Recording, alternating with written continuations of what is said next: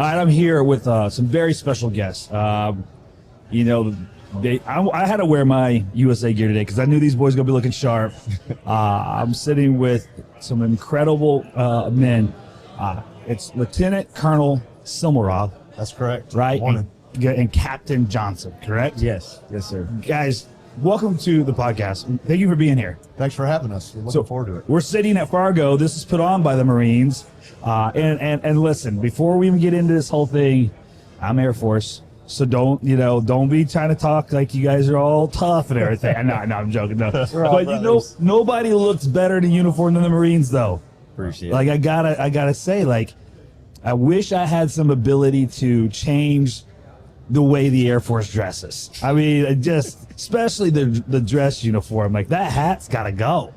Your guys' hats, it looks like you're in charge. Ours looks like I don't even want to say what we look like, but anyways, you guys are incredible. I'm so glad you guys are on the show. We've been sitting outside, and we're right outside your guys' booth here at the Fargo Dome, and you guys are putting on an incredible event. First off, I mean, it's been pretty awesome this week, hasn't it? Yes, I mean some amazing wrestling, and just I don't know, like we talked about earlier, this is probably the first year that it's felt like a real event, right? There's a lot of kids always here, but this really feels good, and so kudos to you guys. Good stuff. But before we get into the military and all the walls that you guys are wearing on your chest of all the things that you've done, let's talk about. I want to get in a little bit of the backstory before you put on the uniform, before you become who you are in the sport and who you are in the military. Where'd you grow up? What's your story? You guys just jump in back and forth whenever. Yeah. Well, I do want to mention you talked about the uniforms, Marine Corps uniforms. Yes, absolutely. I always say that our uniforms have been making ugly dudes look good since 1775. Because they got it right. I'm telling you. They did. They absolutely crushed it. So, yeah, you're right about that. So we're just riding the coattails of the folks that designed it, I'm telling you. Well, whoever that was, they did it right. They did it right. Yeah, and thank you for your service. We appreciate that. Appreciate that. As you know, there's a lot of inter-service rivalry. Yeah. But at the end of the day, we're all one fighting force. Brotherly love. Absolutely. And I say that every time someone, because it's kind of, it is literally the same thing. I grew up with a little brother. We rough each other up. But as soon as someone else said a word, it was on, right? Yeah. That's the military way, right? Absolutely. Yeah. That is just the joint force. Absolutely. For sure. So how do we get to this point? Where we grow up, what kind of families we come from? What's that story? Want me to start? Yes, sir. All right. Yeah, so Tony Semelroth, I'm originally from Hiawatha, Iowa. Yep. So, being from Iowa, I'm not tall, so wrestling was kind of my thing. But my dad was a factory worker, mom school teacher, five kids in our family. Okay. Always working to make ends meet. Yeah. And I did wrestle. Between Jamel and I, we have a tale of two tapes. Okay. Right? Okay. I wrestled young, and I stopped relatively early. But I loved wrestling. Yeah. And I'd say I was average, right? Okay. And I got a lot of lumps and learned a lot. Sure. And I took a lot from what I experienced in the wrestling room, in competition, at tournaments, during duels. Yeah. And I've applied that every day since. Yeah. So I might not be distinguished like this guy, but I very much identify as a wrestler. Sure. And it's really set me up for success since. So I went to high school, tried out college, and realized that I was made for something different. Sure. And for me, it was the Marine Corps. Okay. And again, took lessons from the wrestling room and applied it to recruit training, and then 30 years later, here I am, still wearing the uniform and proud of where I came from. That's good. That's good stuff. Good stuff. Captain Johnson, where we at with your story? Where'd you grow up? What's it about? I'm from Winston-Salem, North Carolina. Okay. I actually grew up playing baseball. Really? Grew up playing baseball. That was my very first sport.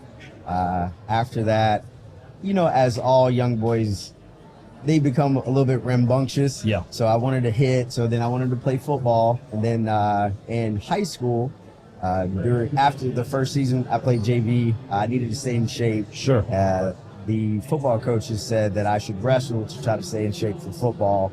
And then, not gonna lie, was not great at wrestling. Okay. All right. At first, it's not your thing. Okay. Yeah. I was not great at wrestling. I think I won 2 matches my freshman year. One was a forfeit. Let's go. Yeah. But to be honest with you, that's what made me come back the next year. And I took it as a challenge. I was like, Sure. I want to be good in this. Or Absolutely. I wonder if I could be. Got my butt kicked freshman year, came back, and I wanted to see if I could just change it. And how much of a change could I make from the previous year? And I made a big change. I was committed, and I literally flipped my record. I went from like 2-30 to like 30-2. Wow. And then after that, I kind of started identifying as a wrestler, and I was like, you know, and very short, so I'm not going to the NFL. So I realized that kind of early, so I started putting my eggs in that basket. Yeah. I wanted to be a wrestler. I took off. I actually never knew about Fargo or anything. But yeah, anyway, long story short, I was able to make it to States, made it to States my senior year. Everyone told me to go a different weight class. So this guy was a 4-time, he would have been a 4-time state champion that year. Right. Which he did, he won. Right. What is his name? Corey Mock. Okay. His dad coached at Chapel Hill. Yep. Like the kid was known to like just crush people. Yeah, yeah. And he was in my weight class, and I just couldn't run. I couldn't run. Everybody told me, it was like, man, if you just go up or down, you could win a state championship. Right. You've been to states 3 times. You haven't placed. Like, this is your year. You're a senior. You can do it.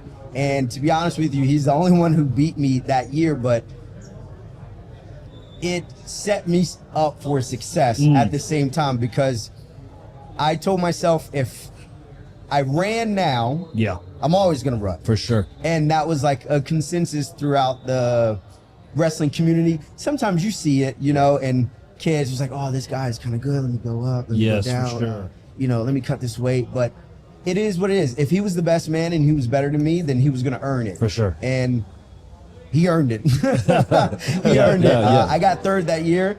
It's not what I wanted, but it definitely, it set the tone for the rest of my life. Right. But I went on, went to college, wrestled at UNCG, program got dropped. Then I started doing freestyle Greco, won university world bronze, did some stuff, won universities, and then went to the Army, did that for a while.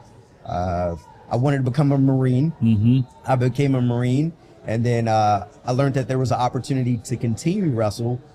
Did that for a while as well, and now I'm just taking everything that I learned from wrestling and just pushing forward, and I'm just going to continue finishing my Marine Corps career. Gotcha. And that, Anton, is why we brought him here. Yeah. Right? Because he brings credibility. For sure. And he's done it. Unlike me, and I love the sport, and always want to be around it, because I love to be around people that are competing and fighting.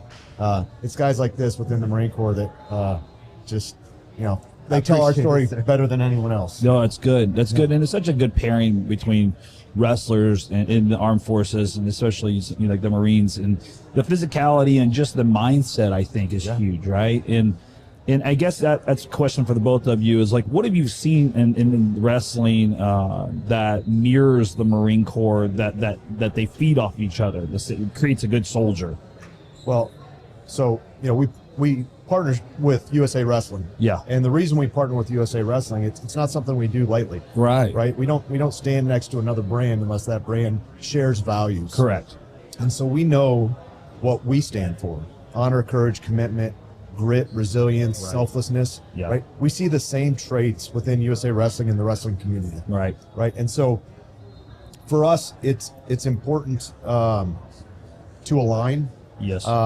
In order to spread the message about what the Marine Corps is, just generally speaking, but also planting that seed with the few that we want to come and join our ranks in the future. Right. Eventually, we're going to hang up our uniform. We're just like just like I hung up my wrestling shoes. He's not there yet. Yeah, He's got a couple fights left in him. Sure. But we need to find that next generation. Yeah. And so that's why we do it. And we know wrestlers make good Marines. For sure. Good war fighters. That's right. And it's that never quit, you know. You have to take care of your responsibilities in order to take care of a larger unit or organization or, selflessness, right? Yeah. I mean, there's so many parallels. For sure. And so we come here, we don't bother the wrestlers because we know why we're here, why they're here. Right, They- right. They've got a date with destiny on the mat. But we do want to connect with the coaches because we know that this generation looks to coaches and other influencers in their lives Right. to answer questions about what they should do with their future. And we just want to be one option to be considered. Yeah. It's So good. I don't know. For me, this is almost the ideal partnership. Yeah. No, I think you're right. It's just that warrior mindset that you need to be successful on the mat. We need that in our armed forces and then specifically in the Marine Corps. That's good. That's good. So, Captain Johnson, what makes someone tough?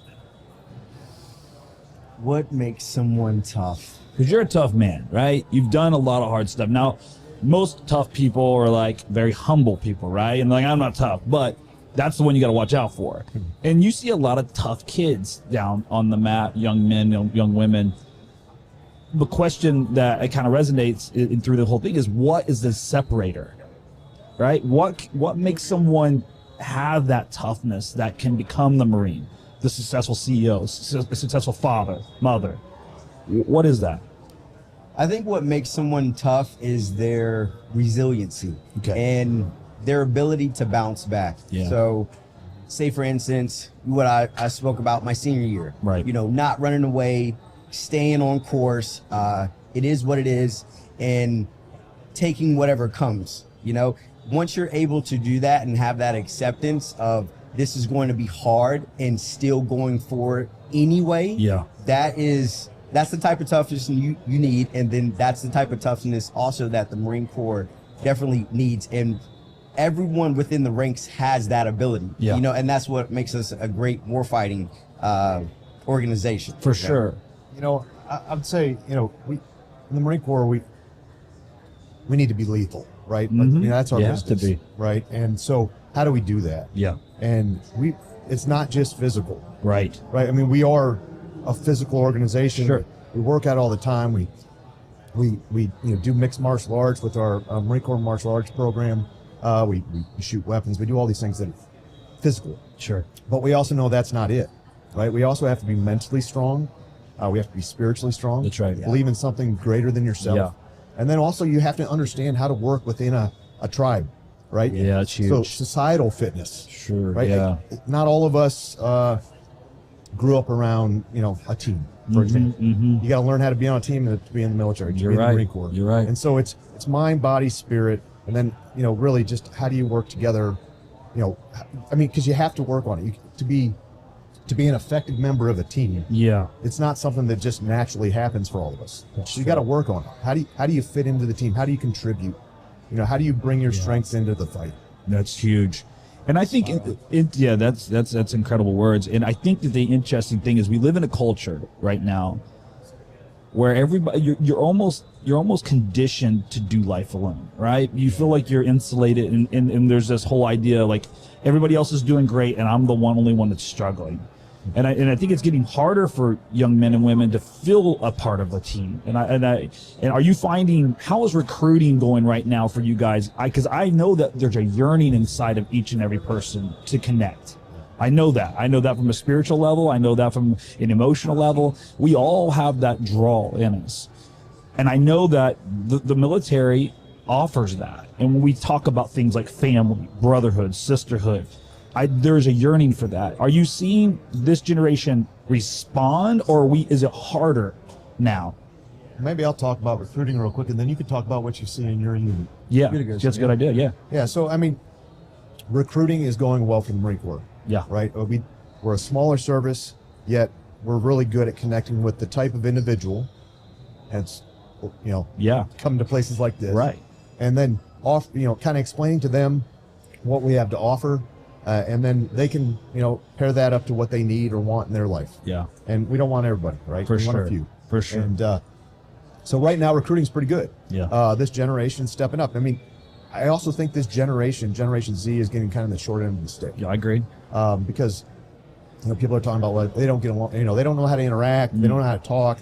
They're weak. They're lazy. Whatever. No, they're not. Right. Most of the Marine Corps is Gen Z right now. Yeah. So out deployed across the world doing the nation's bidding. Yeah. That is Gen Z Marines. Wow. So we've kind of changed our approach to how to communicate to this generation. It's like, no, like when the world tells you you're not good enough, I'm telling you right now, we can make you a Marine. Right. You've got those characteristics that we need, you know, that the basis of that foundation, we can take it from there and make you a Marine. Because that's what Marines do. We make Marines, we win our battles, and then when we come home, we integrate into society a better person and continue to serve. Yeah. So right now, recruiting is good. I think if you ask any recruiter across the country, it's hard. Yeah. Right? I mean, it's just a hard business. For sure. But our Marines are good at what they do, Marine recruiters, and they're good at explaining what opportunities there are in the Marine Corps, and then the camaraderie, the teamwork, the toughness, you know, mind, body, spirit. That's right. You know, I mean, all that. And so I would say recruiting is good. It's never easy. Sure. But we don't want it to be easy. No. We're not opening the doors. We're keeping our standards. Yeah. We're not lowering our standards when people are saying that we need to. Marines don't do that. No, I love that about it. I mean, there has been that you kind of element in the rumor mill, and just kind of seeing it. You know, I have friends that, you know, special forces friends and things like that have did crazy things, you know, and they talk about, and it's not Marines, it's other branches, talking about the standard in which has been lowered for inclusivity and this, that, and the other. And it's like, we need standards. Yeah. Like, I have standards for my children. I have standards for my own life. You have to have standards because, again, as we're talking about your guys as a branch, we're entrusting our life, right? And we want the best people. You know, I want a standard for my doctor. I really do. I want them to pass the test, you know? Yeah. And in our business, what's on the line? Right. Yeah. Exactly. The defense of our nation. Yes. Our way of life. Yes. We can't lower standards. In the Marine Corps, we don't lower standards. No, I love that. It's But beautiful. what excites me is being around the young people like this, and I see the fire in their eyes. Oh, man. And that toughness, you know, all the levels of toughness. Yeah. And the nation's in good hands. That's awesome. We're going to be all right. Awesome. How about you? What are you seeing? I would say to talk on the connectivity Yes. at my unit, everyone goes through struggles, and I think that because of the struggle, you naturally lump together, and during that strife and that fight, Marines are naturally just going to lean on one another, because as you're trying to accomplish this, I'm a logistics officer, so as you're trying to get whatever equipment from point A to point B, along the way, you need to rely on so many other people, not just yourself. For sure. But that connectivity is definitely there, and I'm seeing it. That's good. Yeah, and again, I think that because of the branch standard, but also because of the yearning in the youth today, I think it's just going to help. I think we're going to get a greater commitment among this generation and generations to come to seek out that type of thing, you know? So I'm excited about it. If you guys are, you know, to tell your story, has there been any adversity that you've come through that, because I mean, we have people, soccer moms to elite wrestlers that listen to this podcast, and we're all going through something, right?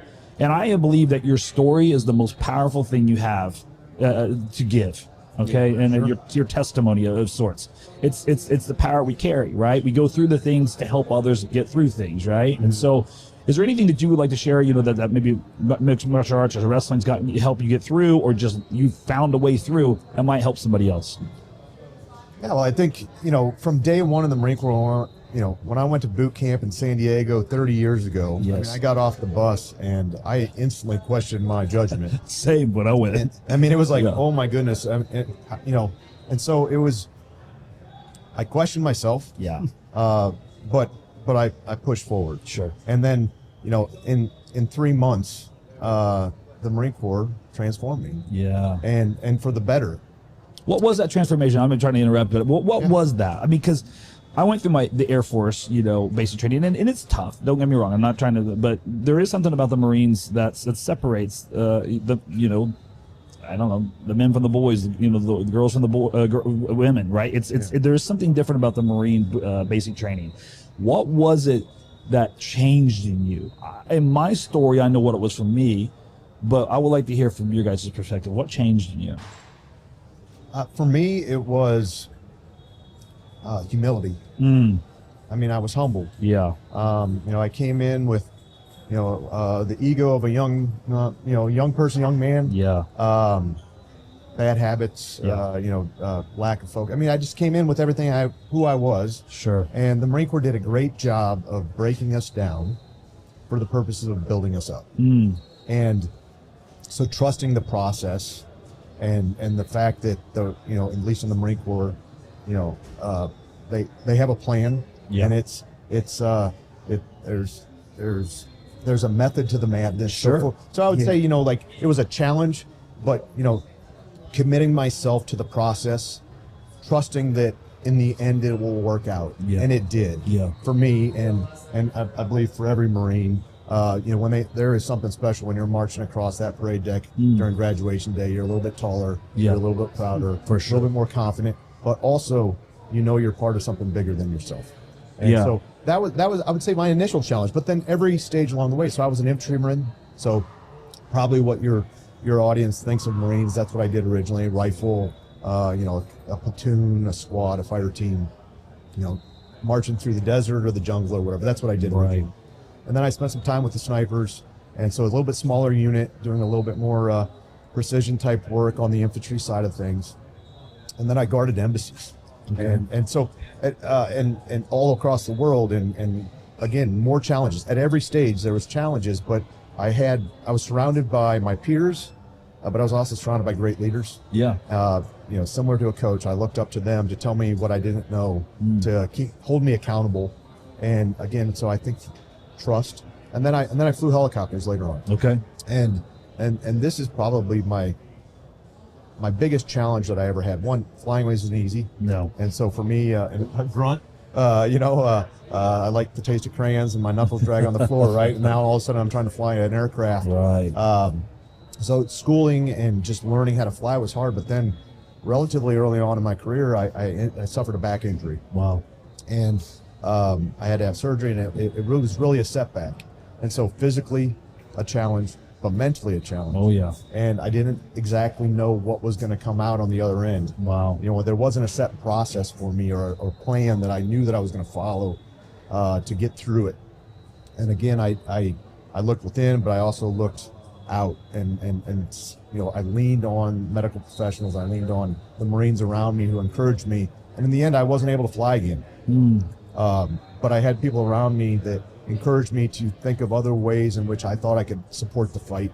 Wow. And so I transitioned to a different job, and I've been doing it ever since, and it worked out just fine. Sure. But again, it was, for me, the biggest challenge is I always made it through because I was humbled, and I was surrounded by good people that cared about me within the Marine Corps. That's good. And, so I guess that's my story. Humility is not a weakness. Right. It's acknowledging that we're not above everything, and then you're not in it alone. And I had people to lean on, leaders to lean on, peers to lean on, that got me through it. That's a great story, and it tracks for wrestlers, it tracks for mothers, it tracks for life, because adversity's, it's guaranteed, right? It's guaranteed. So what I like about what you're saying there is, when you're hit with that, the only way through is humility and relying on the support of others, and go in that, finding that journey within to discover what's next, and not giving up. Anybody can learn from that, right? It's not just the guy that flew the helicopter that hurt his back. That's the story of every person going through something. Right.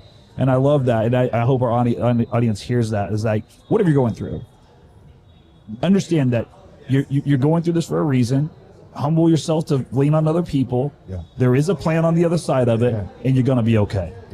I go by this mantra. It's a personal mantra, not a Marine Corps mantra, but just faith to trust the plan. So faith is, you don't know what's going to happen. That's right. But you trust that you're going to get through it. Yeah. And that's what pushed me through, and it continues to push me through, because we still have challenges. That's today. every right? day. Yeah. Every day. And but for the Marine Corps experience, it's been, I've been surrounded by good people, and That's great. And young bucks like this that make Yeah. me push harder and not get old. That's good. That's good stuff.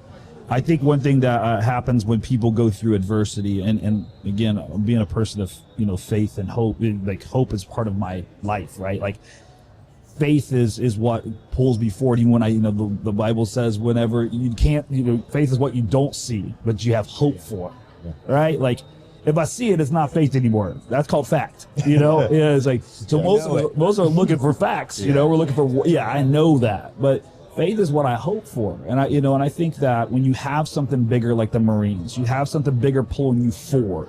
That's the hope, right? I believe this. I have hope in this, and I think that's a huge story. I think you're right on. Yeah, for sure. Yeah. How about you, brother? What? Give me your story. Is there any adversity that you'd like to share that maybe would help somebody else through? I would say,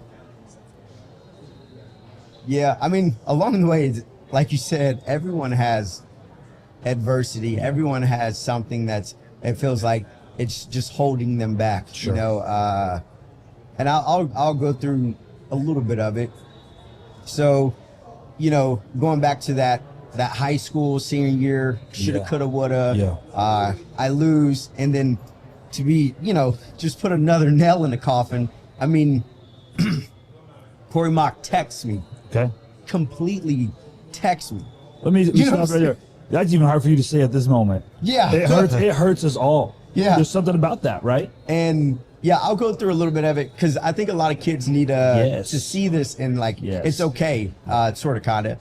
But he texts me, and a lot of kids, they would, and I did, question whether or not I should wrestle. I'm like, and I took that challenge on because I really wanted to beat him. Right. I wanted to say to the naysayers that I did it. Even though they didn't believe, I believed, and my belief overcame your belief. And my will overcame your will. But I lost. And that is something that, I mean, I'm getting choked up about it now, but that was the seed. I'm trying to tell you, that was the seed that was planted in me, and then I just took it. I took off after that. So, of course, I'm furious. Life goes on, and I actually get a wrestling scholarship to go to UNCG.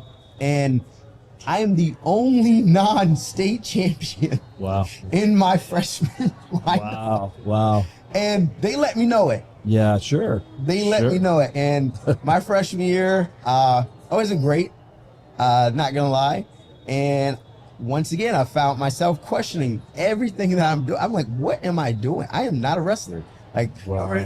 I'm probably a football player that's too short and not muscular enough to play. You know what I'm saying? I'm pretending here. But anyway, I stayed the course and I kept going.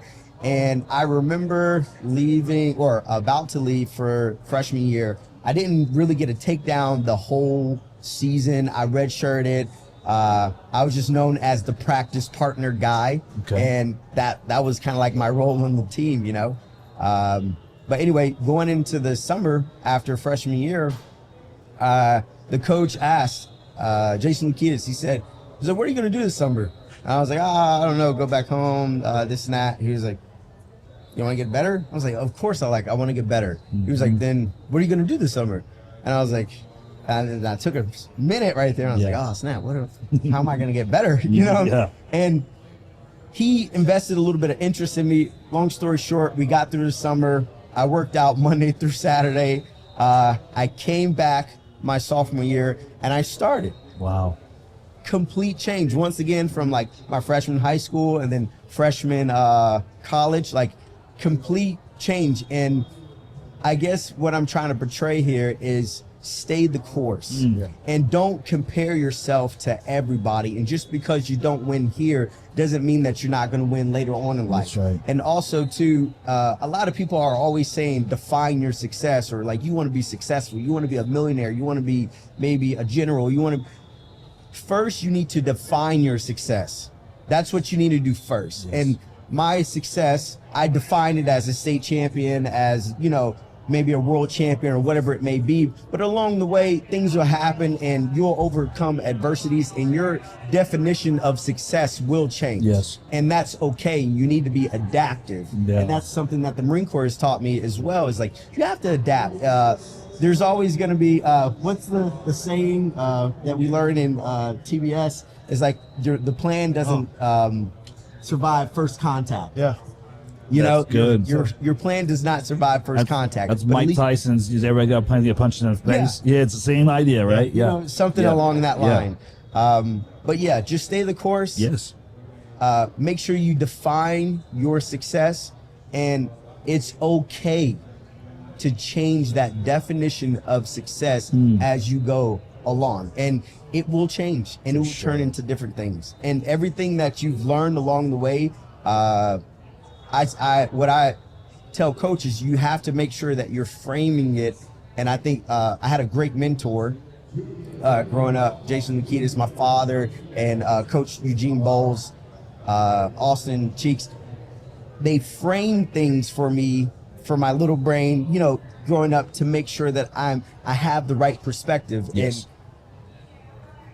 that's very important as well. Is like, you have to make sure these kids are looking at the object right. You know, it's like, hey, come step over here and That's right. look at it this way. It looks a little different, doesn't Yes. it? You know, and try to point out things that will make them better in life and so forth and so on. But yeah, that's my little piece. It's okay. Stay the course. Define what you believe is successful, and it is okay along the way as you go to change what that definition of success is to make yourself happy. That's great words. Yeah, it's interesting that, you know, Jordan Burroughs is set right where you sat, and he's giving his story. And, you know, we almost don't have Jordan Burroughs because his freshman year, he sat on his bed, cried, and had imposter syndrome. He didn't think he was good enough. Yeah. And he almost quit. And we think about, now you see this man walk through here and there's a mob of people following, there's shoes over there, there's photos, he's everywhere, right? Yeah. We almost don't have him. Yeah. Because of that imposter syndrome that we feel. Every person feels that at some point. But the same thing, right? He had to redefine kind of his success at the moment, and then he had to stay the course. But the other thing that I think that you mentioned, I know you mentioned there, and I think is very, very important, is that we need to find people that leaders and people that can cast a vision before us that we can't see. Yeah. Because when you're you know, you're stuck in it, you can't see the bigger picture. No. And I think that's huge for success. And I know the Marine Corps has that, you know, the ranking system, just people that have done really well ahead of us to cast those visions. And a good leader does that. You know, We call it commander's intent. That's right. right. They give the vision. They don't specifically say how you do something, but they point you in the right direction, and let you know what in the end you need to accomplish. And then they just kind of let you do your thing, guide you along the way, hold you accountable, make sure you're disciplined, make sure you're committed, make sure you have everything you need, those tools that you need in order to accomplish it.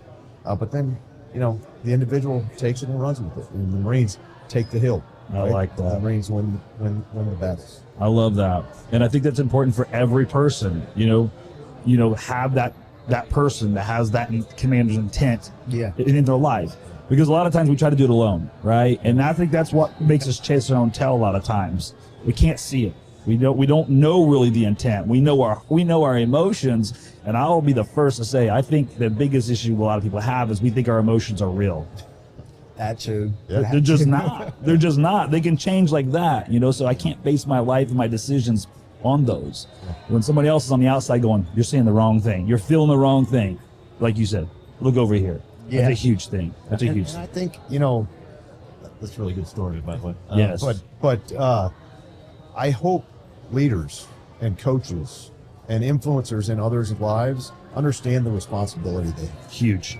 Because if not, we don't have Jordan. Right? Yes. If not, we don't have Jamel. Yeah. Right. Like we don't have Tony for that matter. Right. Like, right. I mean, like, right. We need to have strong leaders in our lives, honest leaders in our lives. We don't, like from a wrestler's perspective, they don't need a wrestler coach. Right. They need a coach. They don't need a buddy. They need a coach. Yes. Right. A Marine doesn't need a buddy. He needs a leader. Yes. Right. It's a sacred role. And it's important that we understand the responsibilities we have when people look to us for that validation. If that emotional is real, or that emotion's real or not, or if we're looking at things the right way, or, you know, how could we look at things differently? How do we got this wrong? So huge. Yeah, so I mean, big. so you know, you talked about the different types of folks in your audience. I think every one of them, someone's looking to every one of them for that leadership. Absolutely. Right. And Absolutely. And that's what I love about, wrestling. It's, I coach people in, wrestling. I coach people in the gym. We do different things, right? And obviously we do life coaching as well. It seems like if I can show something to someone in a physical sense, like that's the easiest thing for us to kind of grasp. Yeah. But Yeah. it relates across the board, right? The same way it takes you to be disciplined to go to the gym and make sure you're taking care of your body is the same way that you have a successful marriage, Yes. or be a successful Marine. It's the same exact thing. It's the disciplines, the focus. It's listening. It's being humble. It's all those things, right? Yeah. And I hear that coming from you guys, what's made you successful. And speaking of that success, I mean, again, we talked about the wall that you guys are both wearing, and you get on stage in your dress uniform, looking like a disco ball, not with the no hair, with the daggone, it's the no hair. It is. I mean, I can't even look down there. I get the reflection of all the medals. Again, it's the head. Yeah. But you've done a lot in the military. You've been there and did a lot in the military. What has it been like to kind of climb the ladder in the military sense? What has that done for you? What do you take from that? It was the best decision I ever made for me. Yeah. I had a friend come back from Marine Corps boot camp, and I just saw that he was different. And I wanted whatever he had, even though I didn't know what that meant. And so, again, the best decision I ever made, but I didn't plan on staying in after 4 years. I was like, okay, well, this would be a good opportunity for me to become like him and do what he's doing, and then return back home and continue with my life. But the Marine Corps has continued to present opportunities to me that have interested me, that I wanted to achieve, right? Or it really kind of challenged me. And I kept accepting the challenge. Yes. And so, I've done many things in the Marine Corps. I've been to Iraq, been to Afghanistan, been deployed, been all around the world. And so lots of jobs, lots of locations, but the one common denominator that has kept me coming back is the Marines. I love the people of our organization. And I'm the old guy now, but being around the younger ones it's revitalizing. That's good. And it keeps me young, even if my hardware isn't, right? And it's been great. And it's not for everyone, Sure. and that's okay. Yes. But it's been a good decision for me. And I don't know if that answers your question. No, at for all, sure. I just curious. I mean, because sometimes you see people in the military and they rank because they test well, or they know the right guy. It seems like you kind of. But you guys, in the Marines, it seems like you weed those people out a little quicker than maybe some of the other branches. That it is one thing I love about the Marine Corps is you're promoted based off of your ability. Yeah, I love that. And it's merit based. Yeah. And if you're the guy or gal that's the best, you're advancing. That's beautiful. And so that it's it's not a utopia, but we'll get it right in a lot of ways. Yeah, for sure. How about you? What's your service taught you and the experiences you had, and some of the bricks that you're wearing, going to those places, doing those things? What has it done for you? I would say it has compelled me. It has compelled me. I was prior service in the Army. Yep. At one point in time. That service was great. Becoming a Marine and wanting to become a Marine and then becoming a Marine, you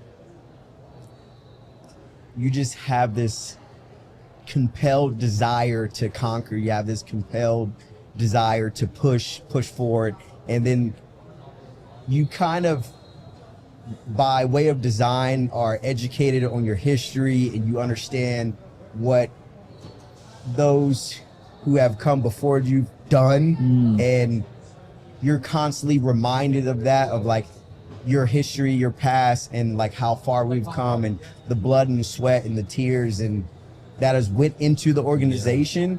And I think constantly having that reminder and understanding where you come from compels you.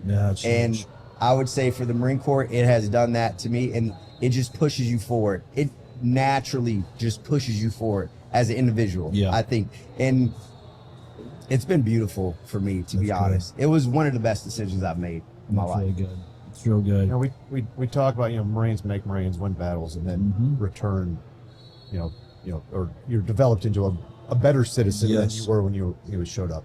The Marine Corps has also made me a better father, Yeah. a better husband. I hope a better neighbor, you know, a stranger, whatever, Right. a better American.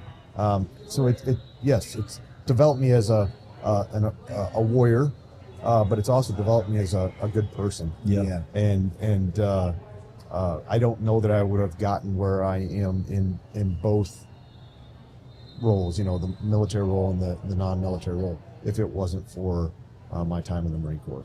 It's real And, good. yeah, I'm by far perfect, or you know, I'm No, not you're perfect. Right? Hey, we went through it. I got the That's first pretty perfect. Yeah, No, go ahead. I am not Yeah, perfect. no, I get it. I get it. But I'm better Yeah, because of yeah, my huge. service in the Marine Corps, for sure. I love that. And I think it is a big part of what you were saying, and you both have been saying about the history, the brotherhood, the sisterhood, the family. When you're a part of something that's bigger than you, because my next question is going to be, and I probably maybe know part of the answer to you, for you guys, but I think you have to have some type of hero, something pulling you forward, right? Something to inspire you. Who's your heroes? I have several. Yeah. First, it would be my father. Then it would be my grandmother, my high school coach, Eugene Bowles, my college coach, my present mentor, Jason Lukitas. Those have been my heroes. Yeah. Seeing my father work, my grandmother kind of instilled, you know, God in me and Lukitas has, you know, my father did a great job raising me, but, you know, getting to college and just, I'm experiencing different things that maybe my father had not had the opportunity to experience at the time. And he was able to kind of like usher me through that stage in my life. Yes. But those are some of my heroes. Yeah. That's a hard question. I've been surrounded by such good people in my life. Yeah. I mean, really, from the beginning till now, you know, I would say my father. Yeah.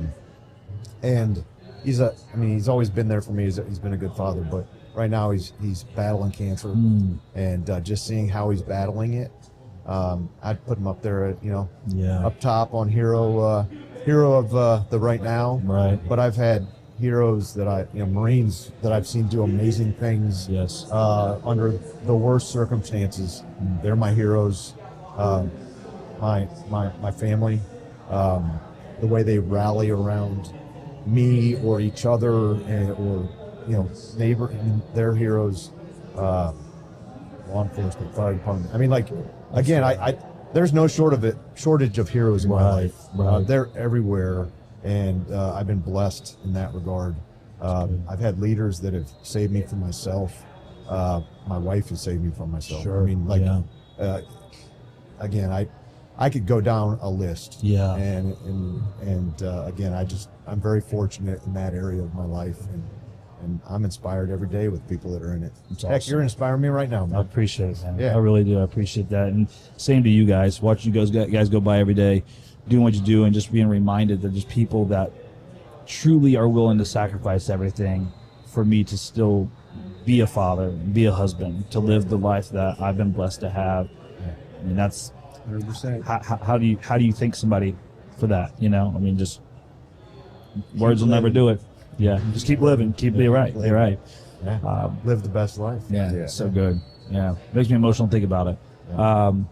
If I'm writing the book of Fighting for Success, and I got your guys' chapters in there, how do you want someone to remember your legacy? How do you want someone to, what would you say in that chapter to inspire them to live their best life? That's a tough question, but maybe there's a couple things that you can say, you know, this is how I want my life to be remembered, and this is what I think would allow people to live their best version of their life. Want to go first, sir? Oh, I think I'm gonna let you go first. I'm gonna keep thinking about It's a that. tough That's question. pretty deep. It's a deep question. But So I think it's. if you're ready, you go. If reason- not, I'll swing at it. The reason why I ask is because I think we need to know that, because it's kind of like that anchor point that we're looking for in our life. It keeps pulling us forward, right? If we don't know where we're going, we're lost, Yeah. Yeah. right? So that we have to kind of have some sense of where we're going. What do we want to leave? Who do you want to, when people look at our lives and look at us, what do we want them to see? If we don't know that, we're kind of pinballing, right? So that's why I like to ask the question, because it focuses. I have something, I don't know, it's kind of how I live my life, just me as Capt Johnson. I'm going to touch, I've already touched on it before, but first, endless pursuit. It's never done. Yeah. And that's something that my father kind of instilled in me. Yeah. It's like I was always trying to finish it, Yeah. finish it, finish it, finish it, you know? Yes. And he loved to tell me I had to cut the grass at this 6 o'clock in the morning, whatever it may be. Yeah. And I was just always trying to finish it. You know, he'll come by and I'll have to redo the grass because I've left some lines and, you know, stuff like that. But I was always trying to finish it, finish it, finish it. It's big. But number one, endless pursuit. Yeah. It's never done, and that's okay. Yes. It's never done, and that's okay. And then the second thing is, I spoke about it already, is define your success, and it's okay to redefine it as time goes on. So endless pursuit and define your success. Yes. And I guess a little tangent on that is adaptability of success, of what that is That's for you. good. But That's that's good. kind of like I how really I live like my that. life. I really like that, because I think we're very, completion-based people. Oh yeah, You know, for sure. I love your father's approach to that. My dad did the same thing. I remember shoveling the snow off the driveway in Indiana one winter, and he was like, "Everything you do it to the best of your ability. Don't try to be done.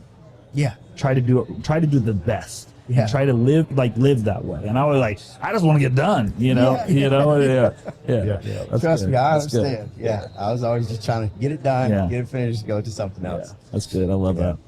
Yeah. That's good. Yeah. That's your hard act to follow, you know. So what would I want people? I mean, I always joke like, what would be on my headstone? Yeah. Right. And I always joke like he did his job.